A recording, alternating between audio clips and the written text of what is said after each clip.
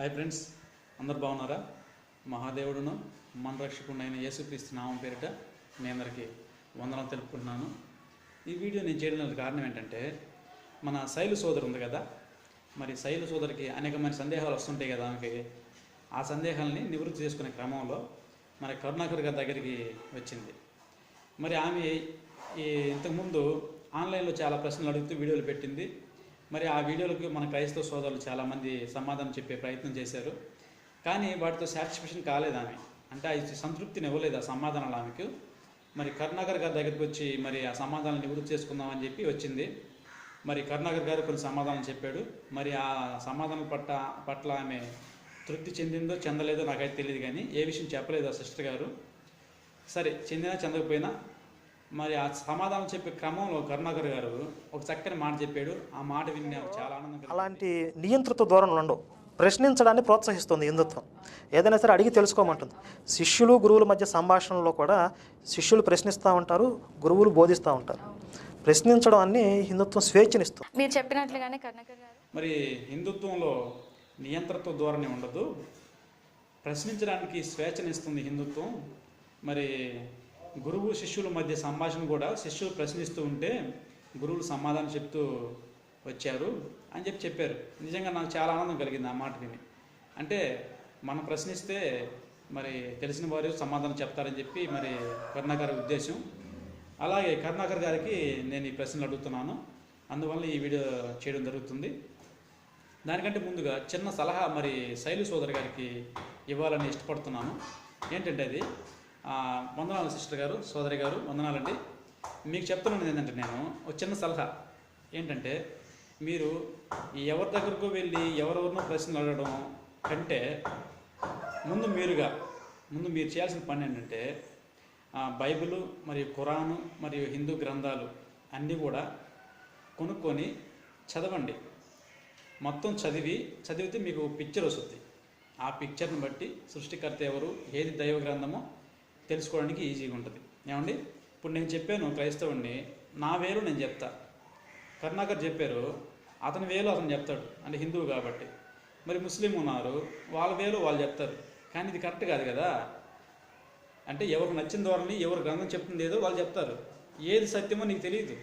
కాబట్టి నువ్వు పుస్తకాలు కొనుక్కొని చదివి ఏది కరెక్టో దాన్ని తీసుకోండి. ఏమండి, అది మీరు చేయాల్సిన పని. అంతేగాని ఎవరు ఏది చెప్పినా నమ్మేసేపకండి గుడ్డిగా.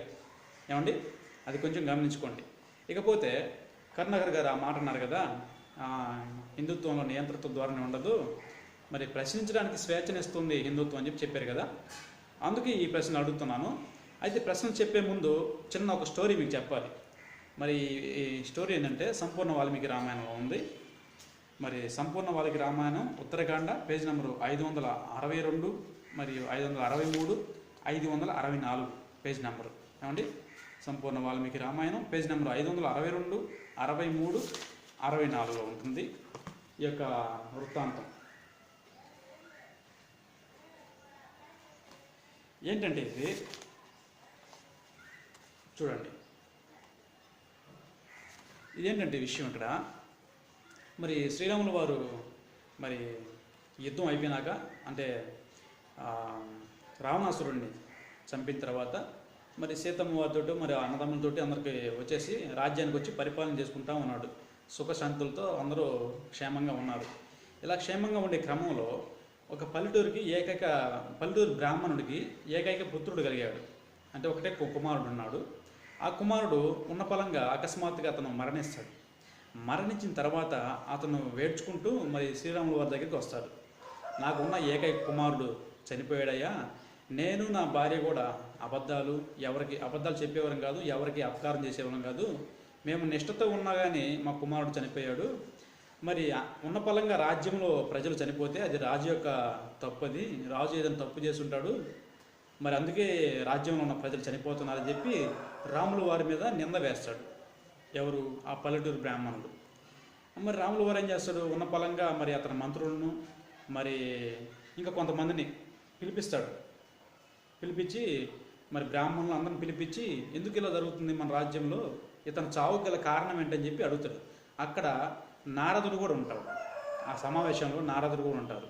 నారదుడు ఇలా చెప్తాడు ఏంటంటే, రామ, పూర్వము బ్రాహ్మణులు మాత్రమే తపస్సు చేసేవాళ్ళు. బ్రాహ్మణులు తపస్సు చేస్తే మరి అందరూ కూడా సుఖ సంతోషాలతో వర్ధిల్లారు. ఆ తర్వాత మరి త్రేతాయుగం వచ్చింది. త్రేతాయుగంలో మరి బ్రాహ్మణులతో పాటు క్షత్రియులు కూడా మరి ఈ యొక్క తపస్సు చేశారు. ఈ తపస్సు చేసే క్రమంలో మరి శూద్రులు వీళ్ళకి విశేషమైన సేవలు అందించారు అని చెప్పాడు. తర్వాత ద్వాపర యుగం వచ్చింది. ద్వాపర యుగంలో మరి బ్రాహ్మణులు క్షత్రియులతో పాటు వైశ్యులు కూడా తపస్సు చేశారు. ఈ ముగ్గురికి కూడా ఈ శూద్రులు విశేషమైన సేవలు అందించారు అని చెప్పారు. అయితే ఇదంతా బాగానే ఉందయ్యా, మరి ఇప్పుడు ఎందుకు ఇలా జరుగుతుందని చెప్పమంటే ఏవేవి చెప్తున్నావేందని అడిగితే, అవును రామ, శూద్రులు మరి బ్రాహ్మణులు క్షత్రియులు శూద్రులు చేసే ఎలాంటి ఇబ్బంది లేదు. ఇప్పుడు ఒక శూద్రుడు తపస్సు చేస్తున్నాడు, ఎందుకంటే స్వర్గం పొందాలని తపస్సు చేస్తున్నాడు. అతన్ని కానీ నువ్వు నివారించితే మరి చనిపోయిన ఈ బ్రాహ్మణుడి యొక్క కుమారుడు మళ్ళీ బ్రతుకుతాడు అని చెప్తాడు. వెంటనే మరి రాముల వారు లేచి ఆ శూద్రుడు ఎచ్చటనున్నాడు అని చెప్పి చూడాలని చెప్పి పుష్పక విమానాన్ని రప్పించుకుంటాడు. పుష్పక విమానాన్ని రప్పించుకొని ఆ పుష్పక విమానంలో ఎక్కి మరి నాలుగు దిక్కుల వెతుకుతూ ఉంటాడు. మరి ఒక దక్షిణ దిక్కు వెళ్తే అక్కడ కొండ కనపడుద్ది. ఆ కొండ పక్కన ఒక సరస్సు ఉంటుంది.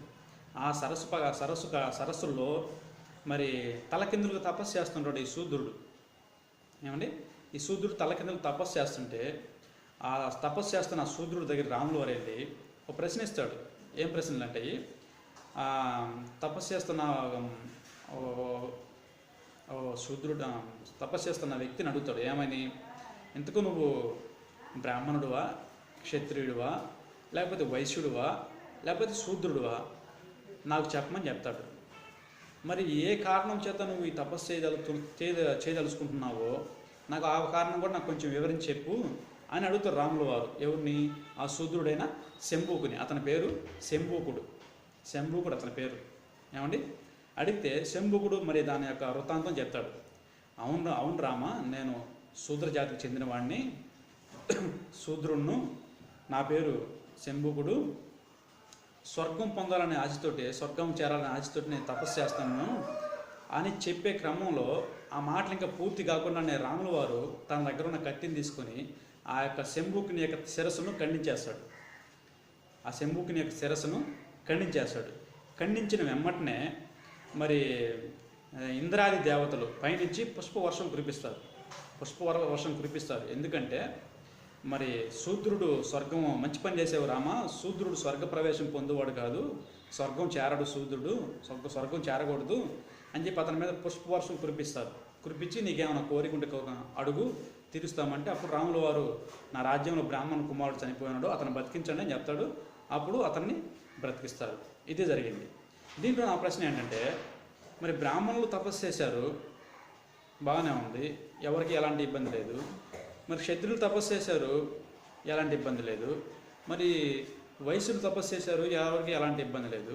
కేవలం ఈ శూద్రుడు తపస్సు చేస్తే ఎందుకు నష్టం కలిగింది, ఎందుకు అతను చనిపోయాడు, అలా చనిపోయాడని చెప్పి ఎందుకు రాసుకున్నారు మీ గ్రంథంలో? శూద్రుడు తపస్సు చేస్తే ఎందుకు చనిపోయారు, ఎందుకు నష్టం కలిగింది నా ప్రశ్న. పోతే ఈ శూద్రుడు అంటే ఎవరండి? శూద్రుడు అంటే ఎవరు? ఈ బ్రాహ్మణులు, మరి క్షత్రియులు, మరి వైశ్యులు కానటువంటి వారందరూ కూడా శూద్రుల కిందకు వస్తారు. అంటే ఇంచుమించు దళితులు కూడా ఈక్వల్ అవుతారు ఈ శూద్రులు. ఏమండి, ఈ బ్రాహ్మణులు, క్షత్రియులు, వైశ్యులు వీళ్ళు ఈ 3 కేటగిరీకి కానటువంటి వారందరూ కూడా శూద్రులు.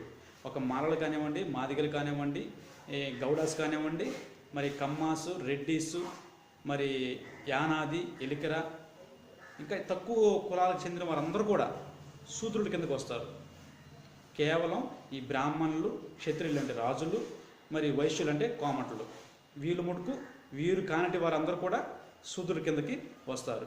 మరి ఇప్పుడు నా ప్రశ్న ఏంటంటే, మరి శూద్రులకి స్వర్గ ప్రవేశము పొందడానికి అర్హత ఉండదా? ఇక్కడ చూడండి, చదవండి. శూద్రుడు స్వర్గము పొందువాడు కాడు అని చెప్పాడు.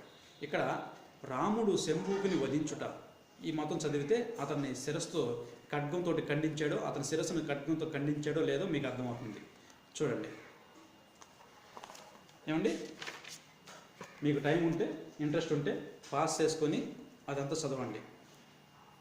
ఇప్పుడు నేను చెప్పిన వివరణ అంతా ఈ పేజీల్లో ఉంది. ఏమండి, ఇప్పుడు నా ప్రశ్నలు ఏంటంటే, రాముడు ఎందుకు ఇంత పక్షపాతి ధోరణిలో వ్యవహరించాడు? శ్రీరాములు వారు ఇంత పక్షపాతిగా ఎందుకు వ్యవహరించారు? బ్రాహ్మణులను సపోర్ట్ చేస్తూ శూద్రుడిని తపస్సు చేస్తుంటే ఎందుకు అతని స్థలను ఖండించాడు? ఏమండి, ఎవరైనా మనిషే కదా, బ్రాహ్మణ కుమారుడైనా మనిషే, మరి శూద్రుడైనా మనిషే. ఒక మనిషిని మనిషే గౌరవించలేదు రాములు వారు. ఎందుకు గౌరవించలేదు? కొంచెం దీనికి సమాధానం చెప్పండి. ఏమండి, ఇంకొక నెక్స్ట్ పోతే, శూద్రుడికి స్వర్గప్రవేశం ఎందుకు ఉండదు? శూద్రుడు అంటే మానవుడే కదా, మన అందరి మనుషులతో పాటు శూద్రుడు కూడా ఒక మానవుడు, ఒక తక్కువ జాతికి చెందినవాడు కూడా మానవుడే, ఒక మనిషే. మరి వాడికి ఎందుకు స్వర్గంలో ప్రవేశం ఉండదు?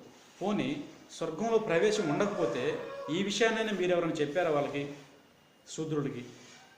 ఏమండి, ఈ తక్కువ కులాలకు చెందిన వారందరికీ కూడా ఈ విషయాన్ని మీరు ఎప్పుడైనా చెప్పారా? ఎందుకయ్యా మీరు విశేషంగా సేవలు చేస్తున్నారు రాముల వారికి, మరి శ్రీకృష్ణుడికి, ఈ దేవతలందరూ కూడా ఎందుకు మీరు సేవలు చేస్తున్నారు? మీకు స్వర్గం ఉండదయ్యా, మీరు పోయేది నరకానికి అని చెప్పి ఒక్కరైనా చెప్పారా? మీ బోధకులలో ఒక్కరైనా ఆ విషయాన్ని ఈ శూద్రులకి చేరవేశారా? రామాయణం ప్రకారం ఏమండి, చెప్పలేదు, దాచిపెట్టారు. ఏమండి, దాచిపెట్టారు. ఎందుకు దాచిపెట్టారు? దీని సమాధానం చెప్పండి. పోతే ఒక రాజుగా ఉన్న వ్యక్తికి మరి ఇలా చేయడం న్యాయమా? ఒకరిని ఒక చూపుతో మరొకరిని ఇంకొక చూపుతో చూడడం, ఒకరికి అన్యాయం ఇంకొకరికి న్యాయం చేయడం సబబేనా? ఇది న్యాయమేనా? ఏమండి, మీరు చెప్పండి, దీనికి సమాధానం చెప్పండి. ఇకపోతే ఈనాడు ఎంతోమంది శూద్రులకి ఈ విషయం ఎందుకు చెప్పలేదు? ఇప్పుడు మరి క్రైస్తవుల మీద దాడులు చేస్తుంది ఎవరంటే, నాకు తెలిసి దాదాపుగా దళితులే ఉంటారు. అందులో శూద్రులే ఎక్కువ మంది ఉంటారు. ఎందుకంటే మరి వారి గ్రంథాల్లో ఉన్న విషయం తెలియదు. వారి గ్రంథం ప్రకారం వాళ్ళందరూ కూడా స్వర్గానికి వెళ్ళిపోతారని చెప్పి ఆశగా పాపం అన్యాయంగా క్రైస్తవుల మీద దాడులు చేస్తున్నారు. ఏమండి, ఆ శూద్రులు ఎవరైతే ఉన్నారో, అంటే ఈ బ్రాహ్మణ, మరి క్షత్రియ, మరి వైశ్యులు కానిటువంటి వారు, మిగతా ఎన్ని కులాలు ఉన్నా కానీ అన్ని కులాలు కూడా శూద్రుల కిందకు వస్తారు. ఏమండి, వారందరికి కూడా మరి స్వర్గానికి వెళ్ళిపోతామని చెప్పి వాళ్ళ ఆశతో మరి విశేషంగా సేవలు పూజలు చేస్తున్నారు. మీరు ఎందుకు చెప్పట్లేదు వారికి, అయ్యా మీకు స్వర్గం లేదు నరకం అని చెప్పి ఒక్కసారని చెప్పారా? చెప్పరు, దాచిపెట్టారు. ఎందుకు దాచిపెట్టారు? దీనికి సమాధానం చెప్పాలి. ఏమండి, అది విషయం. మరి మా ప్రియమైన హిందూ సోదరులకి నేను తెలుపుతుంది ఒకటే, ప్రియమైన హిందూ సోదరులారా, మీరు మీ యొక్క గ్రంథాలు కొనుక్కొని చదవండి, అందులో ఏముందో తెలుసుకోండి. అమాయకంగా ఎవరు ఏది చెప్పినా కానీ నమ్మేయొద్దు.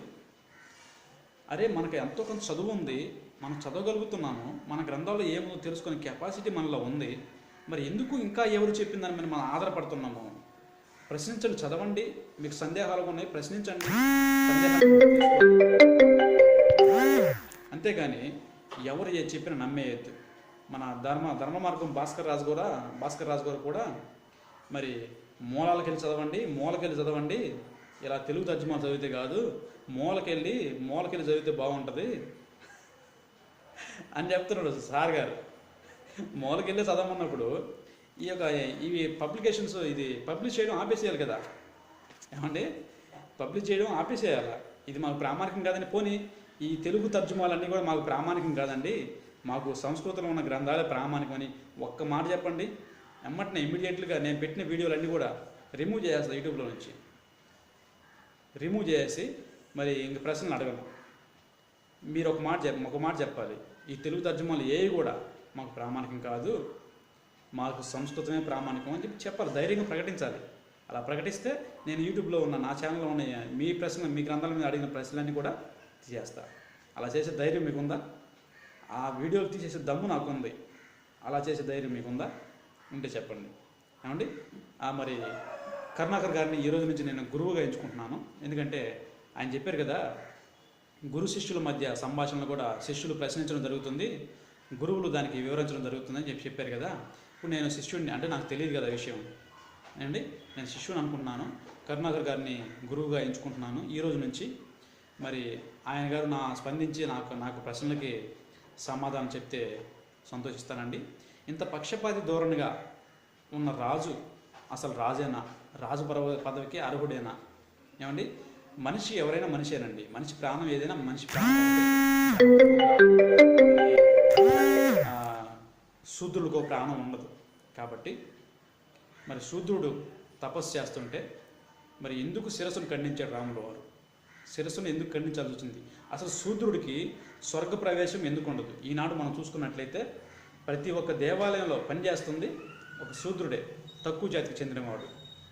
ఏమండి, ఎక్కువ దేవాలయాల్లో ఈ పూజలు అంటున్నాం. వాళ్ళ ఆ దేవాలయాలకి సేవలు చేస్తున్న అందరూ కూడా ఒక శూద్రులే. చిమ్మటం కానించి మరి బ్రాహ్మణులకి అందించే వరకు కష్టపడుతుంది పాపం అమాయకులైన ఈ శూద్రుడు, తక్కువ జాతికి చెందినవారు. వీరికి స్వర్గ ప్రవేశం లేకపోతే మరి ఎందుకు వీళ్ళు అంత కష్టపడటం? ఏనాడని చెప్పారా మీరు? చెప్పరు, దాచిపెడతారు. ఏమండి, ఇది ఎందుకు దాచిపెట్టారు? ఇది సమాధానం చెప్పండి. ఏమండి, అది విషయం. అది ఫ్రెండ్స్ నేను చెప్పాలనుకుంది, నేను అడగాలనుకున్న ప్రశ్న అది. మరి స్పందించి కరుణాకర్ గారు దీనికి సమాధానం చెప్తే బాగుంటుందని ఆశిస్తున్నాను. మీకు వీలైనంత మటుకు ఈ వీడియోను నలుగురికి తెలిసేలాగా షేర్ చేయగలరని ఆశిస్తున్నా. ఏమండి, మరి మహాదేవుడును మన రక్షకుడైన యేసుక్రీస్తు నామం పేరిట మీ అందరికీ వందనాలు తెలుపుకుంటూ నా మాటలు ముగిస్తున్నాను. ఆమె వందనాలండి.